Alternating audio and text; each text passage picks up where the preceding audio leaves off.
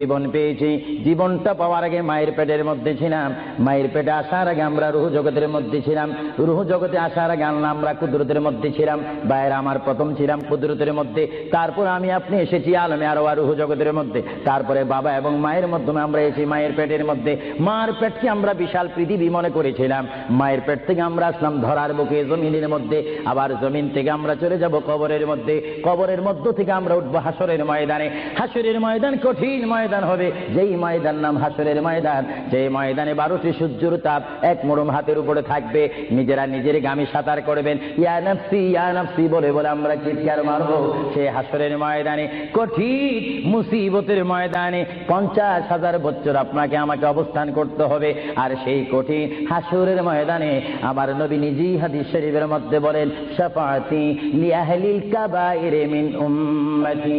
আল্লাহর প্যারা নবী হাদিস শরীফের মধ্যে বলেন, ওই ধরনের ওই শ্রেণীর উম্মতের জন্য আমার সুপারিশের দরজা খোলা থাকবে, যেই সমস্ত উম্মত আল্লাহর জমিনে গুনাহ করেছে, গুনাহ করার পরে আমার আল্লাহ ক্ষমা করেনি, বান্দা কাঁদার মতো কেঁদেছে, তারপর আল্লাহর দয়া হয়নি। ওই হাসরের ময়দানে উম্মতের চেহারা দেখে দেখে আমি নবী তাদের ডাইন হাত ধরে ধরে আমি সুপারিশ করে করে আমার মহান আল্লাহর গোসাকে পানি করে আমার উম্মতগুলিকে আমি জান্নাতে পৌঁছাই দেব। জোরে বলেন সুবহানাল্লাহ, বলেন ইয়া রাসূলুল্লাহ, আরো জোরে বলেন না ইয়া রাসূলুল্লাহ।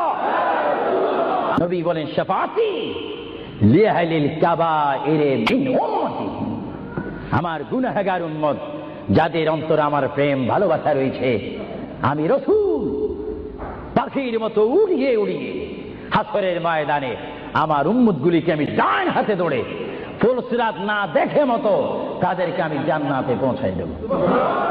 বলেন না সুবহানাল্লাহ। এই ক্ষমতা রাসূলুল্লাহকে দিয়েছেন কে? আরো জোরে বলুন কে? এবার আমার নবী মালাকুল মউত আজরাইলকে ডাক দিলেন, এ মালাকুল মউত আজরাইল, তুমি তোমার কাজ করতে পারো। আজরাইল ইসলাম বলে, ইয়া রাসূলুল্লাহ, দেখেন আমার নবীর মউত কি রকম।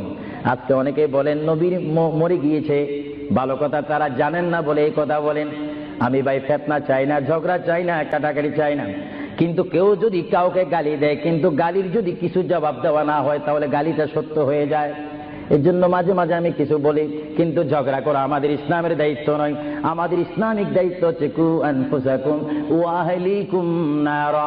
আল্লাহ বলে, বান্দারে তুমি নিজেই জাহান্নামের আগুন থেকে বাঁচো, তোমার আহলকে, তোমার জাতিকে, তোমার দেশকে বাঁচাও। তুমি নিজেই জাহান্নামের আগুন পছন্দ করো না, কেউ যাক সেটাও পছন্দ করো না, নিজেও জাহান্নাম থেকে মুক্তি দিয়ে জান্নাত অবস্থান করো, অপরকেও জান্নাতে যাওয়ার দাওয়াত দিয়ে